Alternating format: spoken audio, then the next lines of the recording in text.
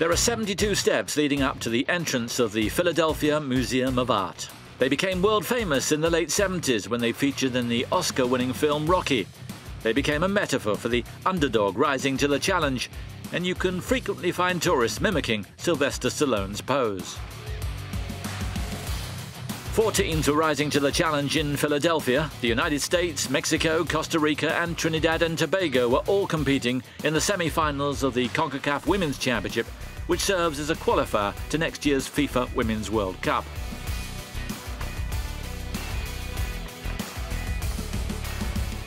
A total of 30 teams from North and Central America and the Caribbean had initially entered, and 8 advanced to the finals.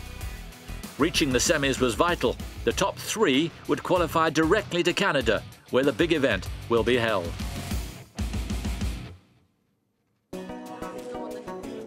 The US were drawn against Mexico, bringing back memories of 2010 when the Mexicans beat their northern neighbors for the first time. Repeating the feat would be a major challenge for coach Leonardo Cuellar. The United States play regularly. They play more than 20 international fixtures every year, so it's difficult to compete with them. But I think we Mexicans have a great attitude, and we have a lot of potential. I know it's difficult, but we're trying our very best to close the gap between us. But we have to acknowledge just how good the Americans are.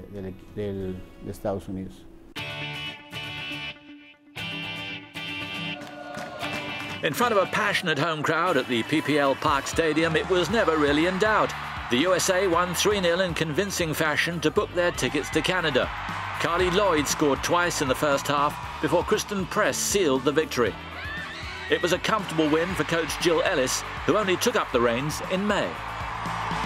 A lot of people sort of take it for granted that you're going to come out of CONCACAF, and that's not the mentality of this team. I think it's, you know, I've been very impressed with their focus, their resolve, their humility, that nowadays you have to earn everything on the field, and that's the approach we're taking. Costa Rica and Trinidad and Tobago occupy 40th and 46th place respectively in the FIFA Women's ranking. Because the Canadians have already qualified as hosts, there was room for one of these nations to make history and reach the finals for the first time.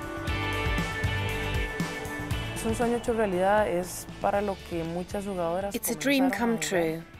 That's because many of the players have just begun their careers with the national team. But there are also several players in the team who are older than the rest of us.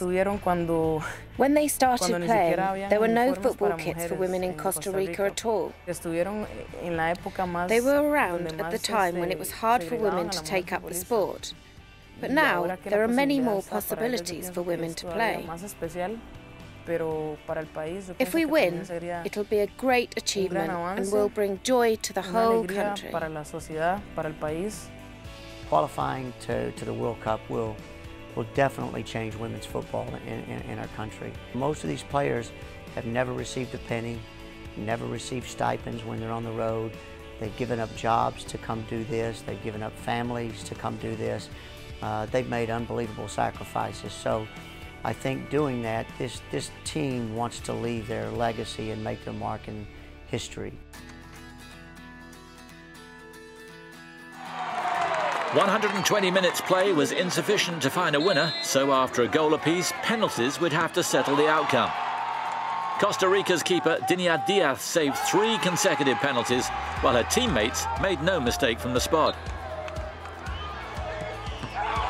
3-0 in the shootout, and Las Ticos were heading to Canada.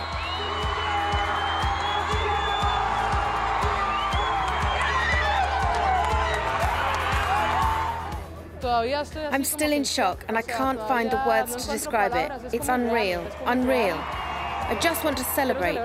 It's unreal. I'm lost for words. So Trinidad and Tobago against Mexico for 3rd place. The scores were level at 2-2 after 90 minutes before the Mexicans pulled clear in extra time. Charlyn Corral scored twice to earn the 3rd and final automatic berth for Canada. There's still hope for Trinidad and Tobago though. They'll face Ecuador, who finished 3rd in South America, for a spot in the finals. And so to the final. The USA may be ranked world #1 in the women's game, but 2014 has been a tough year. A poor performance at the Algarve Cup with defeats to Sweden and Denmark somewhat tarnished their image. New coach Jill Ellis has experimented with different lineups, and going into this tournament, the USA needed a big result to show things are heading in the right direction.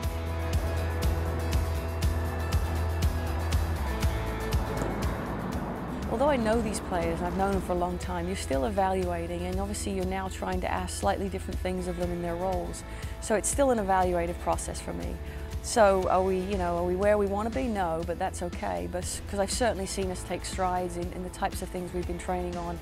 You know, their ability to take information from the training ground and apply it, I've been really pleased with. So overall, a big step and very happy.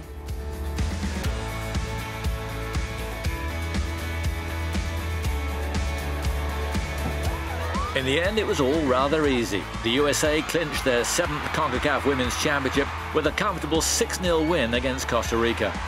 Abby Wambach was her usual dominant self and scored 4, while Carly Lloyd and Sydney Leroux also found the net. It was the perfect way to round off the tournament.